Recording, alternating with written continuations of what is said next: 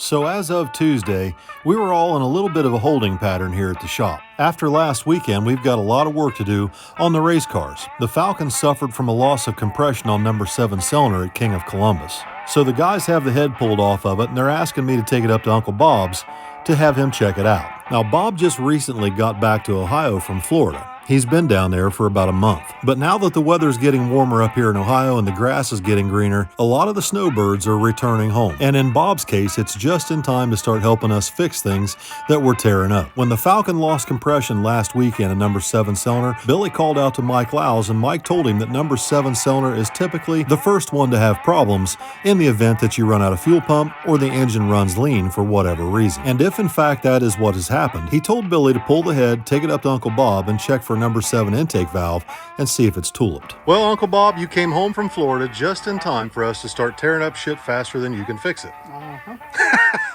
As soon as I set this head down, Bob pulled the plastic off, and you could clearly see one intake valve is tuliped really, really bad. You can physically see how much of a dish, it's tuliped, that valve, sure as shit. Not only can you see it in the face of the valve, but in the installed height as well. Anyway, now that we've identified the problem, the next step is to remove the valve from the cylinder head and find the part number so that we can hopefully find a replacement valve as soon as possible. So Nick thinks he may have found a part number. But we need a microscope to see it. Yeah, it's there. The part number's on the valve stem right below the keeper slot if you can read it. The number on those valves is so damn small you can't read it. And I can't get my magnifying glass app to focus on it. 00129 is the last 5 numbers, but I can't read the letters ahead of the numbers. Thankfully, Ryan stopped by the shop on his way home from work today. Tiny right there. I know it's tiny. I can't see shit. Bob can't see shit, and evidently Nick can't see shit either. Magnifying glass in there. I tried using the magnifying glass app on my phone, and it won't focus on it. Good thing you showed up today, Ryan. Yeah. Once we had the correct part number, we called down to Mass and ordered the valve to be delivered as soon as possible. So what did you think of the event down there at Trails? That was pretty wild, wasn't it? It was interesting. Good time. It was a really good time. It was an Warming out. incredible turnout. I don't think they were prepared for that many people to show up. I know they weren't. I actually went in the tower and talked to the track owner afterwards and met the Division III director for NHRA. How about that? How about that? Yeah, he was up in the tower, and I couldn't believe he even knew who I was, but I can't believe how many people actually watch this stuff, Bob. I know. I can't believe it. But yeah, the Division III director for NHRA was up in the tower and recognized me and introduced himself. Very nice gentleman, and we discussed some things, and pretty interesting conversation. And I think they were really blown away by the turnout for something like that. It was nice. It was on the front side. It was on the First front race of the side. year. Yep. Everybody got to sit in the bleachers if they wanted to, or Yep. wherever they wanted to go. Yep. Beautiful weather. And yeah, It seems like the sunset at Trails is always just gorgeous for some reason. I don't know, but it's always beautiful down there at sunset. And I really enjoyed it. I think everybody enjoyed it. Tyler definitely enjoyed it. He got his Walter. oh, did he? Oh yeah, he won a Walter. He was so excited about that. I got some great video of him coming up the track. They had everybody drive up the track backwards and get their Wally after the race. Right. And everybody's going to get to see that on Street Racing Channel. I shared all that to Tommy's to let them put it all on SRC, but I ended up trying to help Raggedy Ann, CJ Buckner, with the carburetor on his car. He was having a little stumble problem or idling a little too rich. I was working on his carburetor, and Addie was helping me film it at the beginning of the day. We went back to the house and grabbed some parts, but just an incredible turnout, just an incredible weekend. Couldn't be more thankful to Trails and everybody down there that put that event on. The Cardulises and Jeb Bolyard and everybody that had a hand in it. We just had a blast, except for tearing shit up. But we're not as tore up as some of the others. We're thankful for that. Could be worse. It could always be worse, couldn't it, Ryan? Yep. That freaking Walter. So that brings us to Wednesday morning. Now, we've got the head off the Falcon. It's up at Bob's and the valve's on the way. However, I want to take the transmission up to Dion's and have a wellness check done just to make sure we don't have a problem with it after we ran it low on fluid. All right, everybody, welcome back, welcome back, welcome back. We are on the road this morning. It's Wednesday morning. we are on our way to Alliance, Ohio to go visit Dion Vickers at Vickers Performance Transmissions. He does all our transmission work for us. And a while back I hit him up and asked him if he had time, if he would put me together a stock-ish 700 R4 for Vicky's El Camino. And it is done, it's ready to be picked up, so I want to go get that today. And I also want to have Dion do a wellness check on Tommy's Power Glide that came out of his Falcon. A couple of weeks ago we went down to Edgewater to test, and somehow the car was 2 quarts low on transmission fluid when we unloaded it to make our first test hit. And the transmission and converter was slipping so bad that Tommy wasn't sure if it was in low gear or high gear. It was definitely not good. Kind of wasted a time run there, and we ended up with more questions than answers after our first test pass. But after the kids put 2 quarts of fluid in it, got the fluid level up where it belongs, the car ran a lot better. However, this last weekend at Trails, Tommy put a little bit more power to it than we had so far, and the converter slippage was a little excessive. I'm concerned that maybe some of it was wheel speed, some of it may be converter slippage, but there's also the possibility that we could have some problems associated with burnt clutches after we ran it 2 quarts low on fluid at Edgewater that weekend. So as a precaution, I want to have Dion take a look at Tommy's Power Glide. He's going to take it apart and check it all out while I'm there and see if it needs anything and replace whatever it needs if it does need anything. I've also got the tail housing off Billy's 55 Chevy because evidently the drive shaft was a little bit too short in the car. It was that way when we bought it, and it had a vibration, which I was searching for when we took it apart the other day, yesterday. And we found the drive shaft was too short, but I also found that the tail housing or the tail shaft bushing is damaged. In fact, it's supposed to be pressed into the housing, the tail housing, and it's loose on the output shaft of the transmission. So I've got the tail shaft housing out of Billy's 55 with me, and Dion's going to take a look at it, maybe put a new bushing in it for us and get it ready to put back in the car. So here we go. It takes a couple of hours to get from our house down near Columbus up to Dion's shop near Alliance. Now, Vickers Performance Transmissions was one of our very first sponsors to ever come on board, willing to help us with anything. Dion approached us 5 or 6 years ago when he decided to change his primary focus from working on stock OEM transmissions to building race transmissions full-time. And he's stayed plenty busy building race transmissions ever since. I brought you a gift. Oh, man, nice. It's a gift that I want back. So this is a V8 core. Okay. Should be a 176 low gear. You can check that. And I think I want to have that put together for Tanner in case he decides to put something together to race this year. Okay. So valve body, whatever. And then that is the Power Glide out of Tommy's Falcon, which the kids ran 2 quarts low on fluid. Okay. And I'm concerned, I just want to do a wellness check on it just to make sure it's okay before we send Bubba into a tirade chasing, a converter problem that may or may not be there. You know what I'm saying? Gotcha. Yeah, absolutely.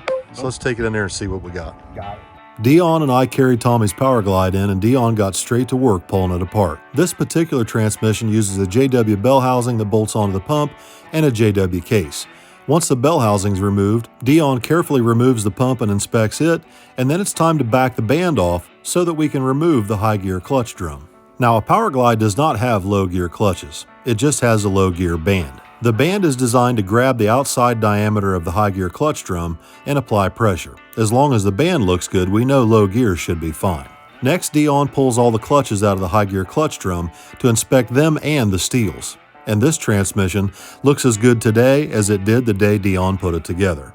No problems here. So Dion reinstalls the high gear clutches and steels back into the clutch drum and starts cleaning and preparing the pump for reinstallation. Dion got lucky and didn't tear the pump gasket when he pulled the pump out, so we were able to reuse the gasket and slide the input shaft back in before Dion turned his attention to cleaning up the bell housing. He went ahead and sprayed it down with some degreaser and stuck it in the hot tank while we turned our attention to Billy's Turbo 400 problems. I went out to the truck and got the tail housing, and Dion put a new bushing in it and a new seal. So hopefully now when I get home we can put the 55 Chevy back together and get Tommy's Power Glide back in the Falcon. So when you adjust the band on a Power Glide, Uh-huh.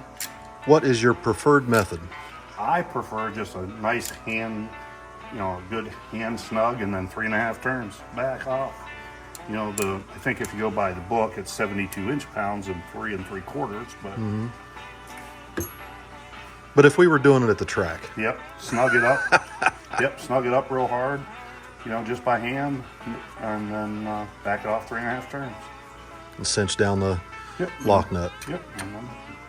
So we got the tail shaft housing all cleaned up, straightened up, brand new seal, brand new bushing. So that should be good to go. Oh yeah, it should be real good to go. We got a 700 R4 here someplace, huh? Oh yeah, it's sitting over there on the stool over there. Now, is this another one of those 1,000 horsepower capable 700 R4s that you're known for? Oh, you mean the one that only Bill has? No, actually, this is just a good heavy-duty one for your project for the El Camino. All right. Yeah, but if they want 1,000 horsepower, yeah, just kidding. Yeah, getting the parts. You hate getting them phone calls, don't you? Absolutely, and it's the parts. It's definitely getting the parts. So clean bill of health. Clean bill of health. No problem. No problems. Everything looked absolutely beautiful. That's a relief to me because I worry. You know what I mean? I constantly analyze in my head what's coming next or what could come next. Right. And I'm just concerned that if something should happen to that, it doesn't look good on you. It doesn't look good on Bubba. And we're just chasing our tail and look like idiots if we don't know for sure. Absolutely. I mean, stuff does happen, but absolutely, if you can, a little bit of preventative maintenance is way better than just always waiting for it to break. Oh, good grief. Don't get my brother started. Well, this ain't no lack of maintenance here. So now that we know for certain that Tommy's Power Glide is in perfect condition, it's time to load it back up and pick up my 700 R4 for the El Camino and take them back to the shop. Thank you guys. I appreciate you very much. You're welcome. We appreciate you guys. So far, it looks like we've got Tommy's Falcon all taken care of. Now we just need to get it put back together and some push rods for Billy's S10. Meanwhile, up in the front shop, I want to try and get Billy's 55 Chevy put back together so we can take it up the road and see if it still has this vibration in the drivetrain that we've been fighting ever since we bought the car.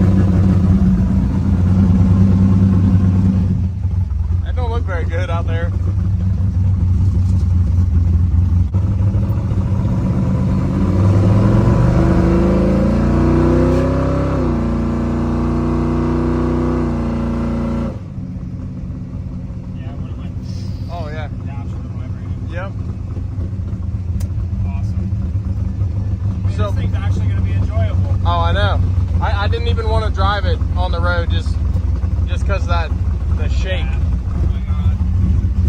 Oh yeah. Get her back in the garage.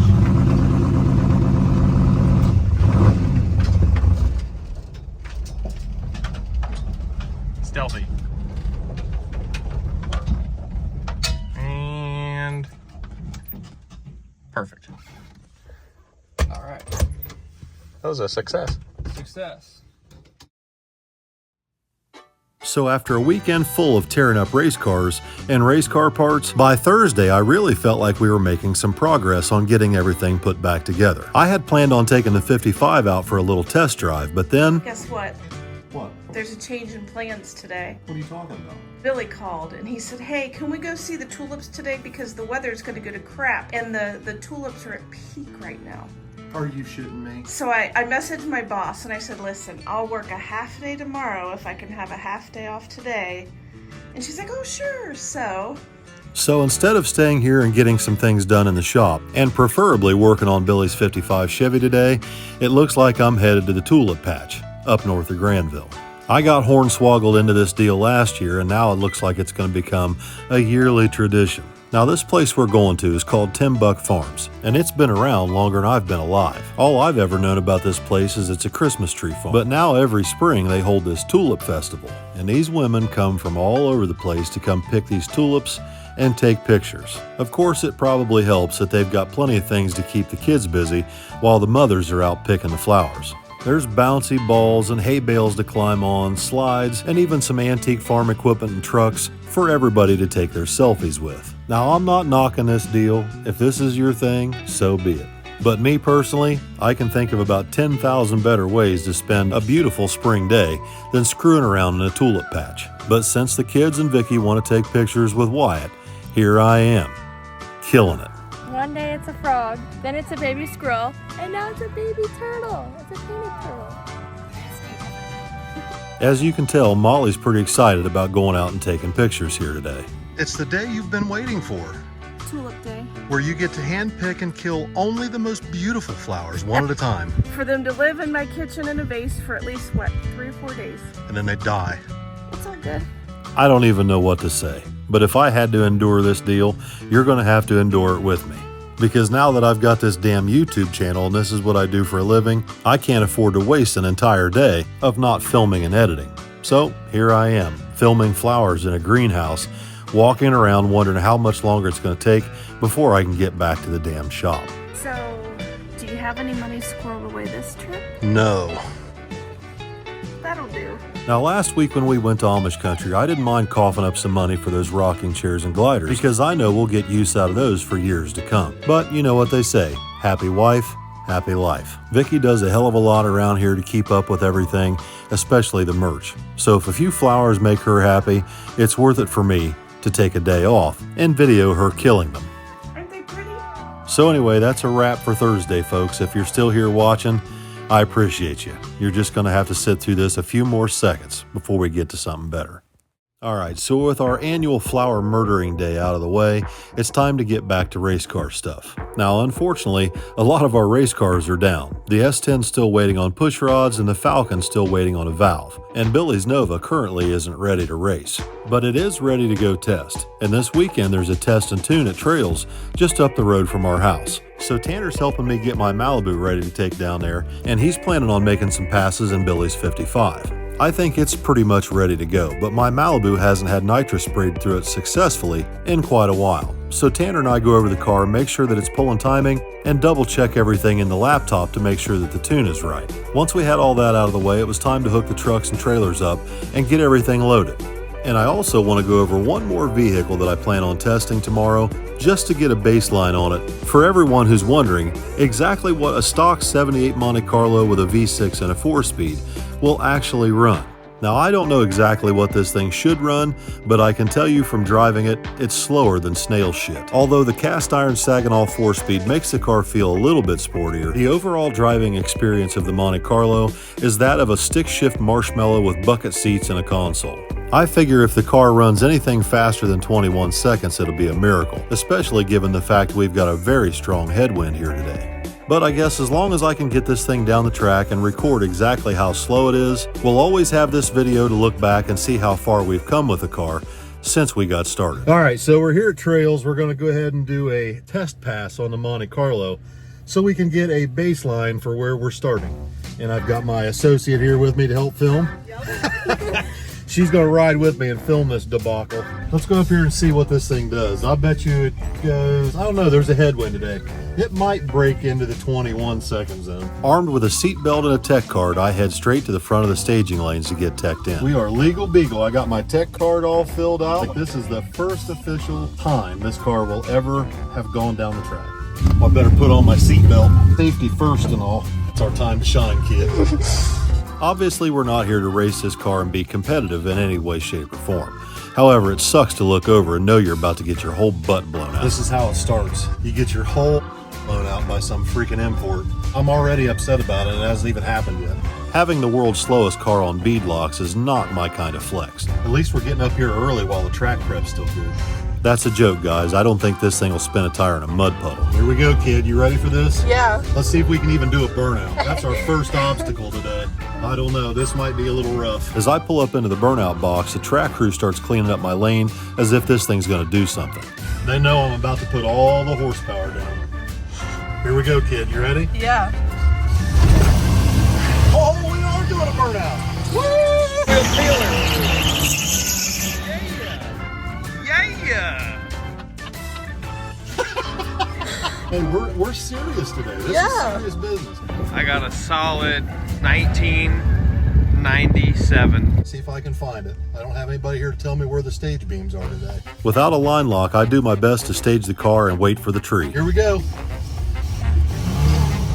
Oh, we're gone! Oh yeah. Oh yeah. G-body shuffle. Here we go. First shot. Hey, we're out front. We're out front. We're out front. Racer flyby.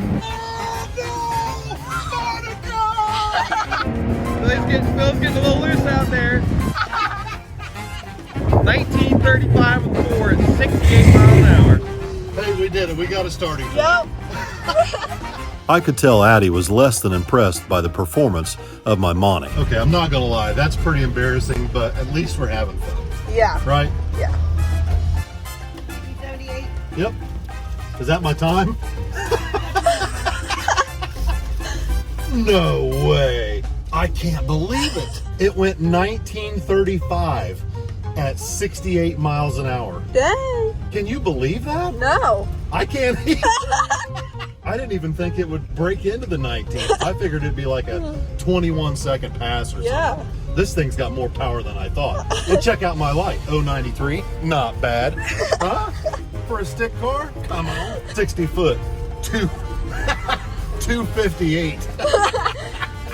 The only way the first pass could have gone worse is if I would have missed a gear or oiled the track down with this thing. How much you want for it?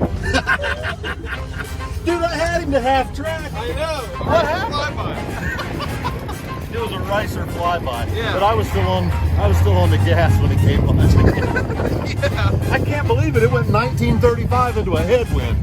Not bad. Not bad. I thought it would be over 20. Oh yeah, absolutely. I did too. Honestly, I did. 1935 at 68 miles an hour into a headwind. Come on. Good for you. Good for me. Good for me. All right, so now we've got the Monte Carlo's first test pass out of the way, and it's time to move on to something a little more exciting. I get out the tire pressure gauge and lower the tire pressure in the rear tires on the Malibu, crack open the nitrous bottle, and head to the staging lanes with it. Now, before I show you what's about to happen, let me preface this by telling you that I made two very critical errors getting the car ready the day before. I changed the setting in the nitrous controller so that if I pedal the throttle, the nitrous ramp comes back in wherever the ramp left off. The second mistake was disregarding just exactly how nose-heavy the Malibu actually is. Without the fuel tank being completely full of fuel, the front-to-rear weight bias and shock settings are completely wrong. Even though this car isn't technically all that fast, it's still fast enough to get somebody in trouble if you're not paying close attention to what you're doing. And as I start my burnout, I have no idea that I'm about to relearn that lesson the hard way.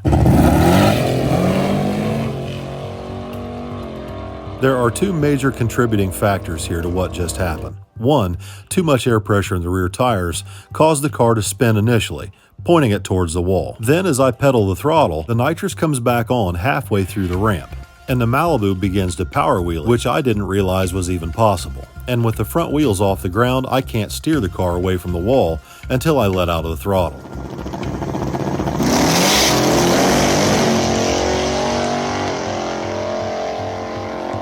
Now, I've pedaled the car like this before and I've never had this problem, but I've also had the controller set up to restart the nitrous ramp instead of resuming wherever the ramp left off. I just could not understand why the car wouldn't turn to the left with the steering wheel cranked until after I watched the video.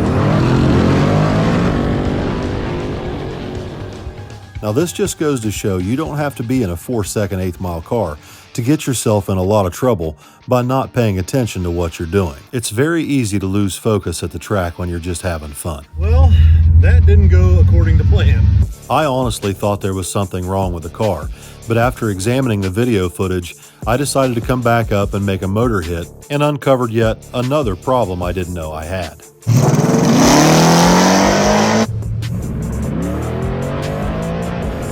Leaving on motor, the car had a terrible stumble. A recent idle air bleed change that I made to clean up part throttle cruise left a lean spot in the fuel curve, which killed my reaction time and my 60 foot. So I richened up the idle air mixture screws and went back up to make another hit, leaving everything else in the tune-up identical to what I just ran.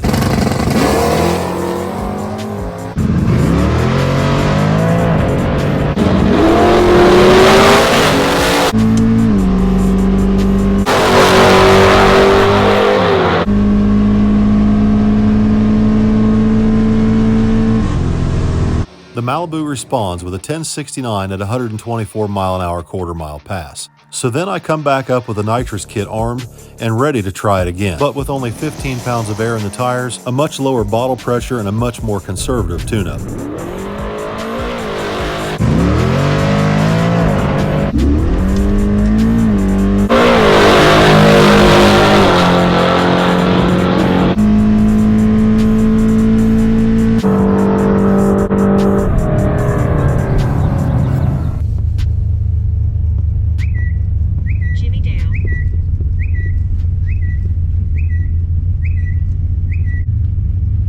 Yo, what's up?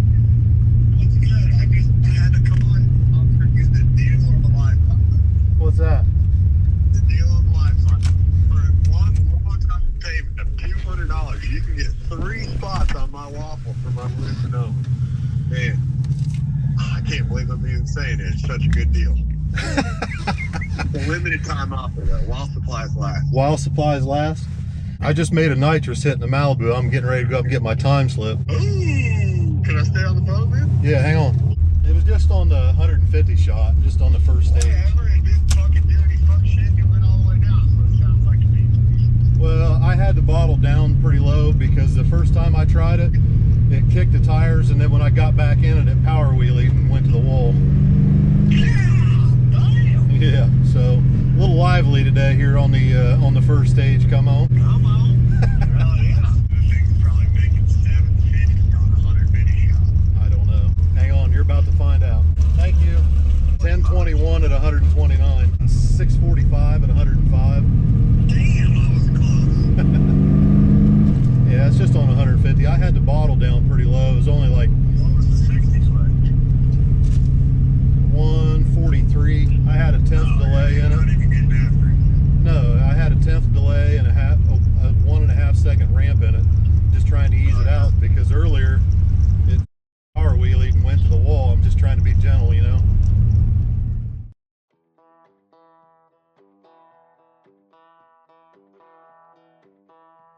All right, everybody, welcome back. So testing this weekend was eventful. You'll see in Billy's video, the Nova runs really, really good. We had a few little problems there. Unfortunately, the dome sensor or the dome pressure sensor wasn't hooked up, and that could have been a catastrophe, but luckily it wasn't. He shut it off and set the front end down. You'll see all that in Billy's video. Should be coming out shortly. Testing for me was pretty eventful. Thankfully, I kept the Malibu off the wall. It was just a complacency thing where, you know, we were having a good time making a pass with the Monte Carlo and having fun. And I knew when we put fuel in the Malibu that it was going to be light in the rear. I usually run the car completely full on fuel, and it was probably 70 to 80 pounds light in the rear. You run a car light like that, 70 or 80 pounds light, especially in my Malibu, the ride height increases, of course, and then also your triangulated 4-link bar angles also change. And of course, when you raise or increase the ride height in the rear, you tend to offset weight that should be in the rear to the front wheels, and this car is already extremely nose heavy. I've never had it on 4-corner scales, but I can tell you when you jack it up with a floor jack, you can definitely tell the front of that car is heavy. I've never seen that car do anything like what it did down there this weekend, trying to power wheelie. And it's not like the nose was down and it bounced up. The nose pretty much stayed up the whole time because I've got Viking dual adjustables on it, and the compression is set very tight to keep the nose up. And you can see in the video, the nose stayed up. And then when I got back into it, the ramp, instead of starting from scratch and ramping in soft the way it normally would, the ramp came in right where it left off. And with the solenoids on this car as big as they are, when you leave on anything more than 10 or 20%, you're leaving on something. You know you're leaving on something, even on a 150 horsepower shot, which is what's on the first stage of this car. I also had a little bit more air pressure in the tires than I normally would run, and as you can see, after I lowered the tire pressure, it did better, but you can also see in the video, it kind of rattles the tires a little bit when it leaves. And that's basically because it's on an 8-inch rim, and it sucks the sidewalls in. So when you run the tire pressure up, it bulges the tire in the center, and then you run on a smaller contact patch. So anyway, the Monte Carlo build's gonna start really soon. We've got all the parts here for that. I got a whole bunch of stuff up there I need to unbox. That's coming very soon. We're also going to start the V8 swap on the El Camino soon. I went and got the transmission from Dion like you saw the other day, and the engine's pretty much ready to go. I need a few little things for that. The 55 did really good this weekend. We're slowly working all the bugs out of it. Pretty happy with it. I think we're going to put a different nitrous kit on it, a better nitrous kit, and it definitely needs some wiring taken care of. I want to put a new wiring harness in the car for the accessories, the fuel pump, the nitrous, the purge, everything in that car. The way it is right now is pretty ratty, let's just say, and not acceptable. So we're gonna probably put a wiring kit in the car with a switch panel up on the roll bar or the roll cage, and we're gonna work on that here pretty soon. Trying to get the 55 all straightened up because it actually runs pretty good. I think you're gonna see in Billy's video when it comes out that I think the converter, I think I mentioned a couple of weeks ago, I thought the converter is a little loose. I think the converter is definitely a little loose in it. So might get a hold of Bubba Rafferty up at Perfect Converter and talk to him about a custom converter for the 55. I have no idea what's in it, but you'll see all that in Billy's video that should be coming out very shortly. And let's just say Billy's Nova, that's the fastest paint job I've ever seen because that thing freaking flies now. He ran into a couple little problems with it over the weekend, nothing major, and you'll see all that in Billy's video. But just make sure, guys, if you are interested in coming and visiting and hanging out with us for a weekend or something, just depends on how the schedules work out, but you can buy merch on oldmansgarage.shop website from now until May 31st, and every individual order enters you for a chance to win an opportunity to come out here and maybe drive my Malibu, maybe the 55 Chevy, you know, who knows? There's all kinds of stuff here we can play with, right? But get to come hang out with us, cruise around, go see all the places we go to, meet everybody, and it should be a good time. We've done this once before and it turned out really good. I'm excited to do it again. So don't forget, every order on every order on the Old Man's Garage between now and May 31st gets you entered for a chance to win an opportunity to come out here and see us, hang out, check out the shop, and huh? Oh shit, I forgot. Yeah, I don't know how I forgot that part. But yeah, if you win the opportunity to come out here and hang out with us, you also win a brand new ATM carburetor, gas or E85, 4150 style carburetor. If it's possible for you to bring the car here, I'll help you get the carburetor put on, get it dialed in right here at the shop. So it's a good thing Vicky was eavesdropping back there because I forgot that part.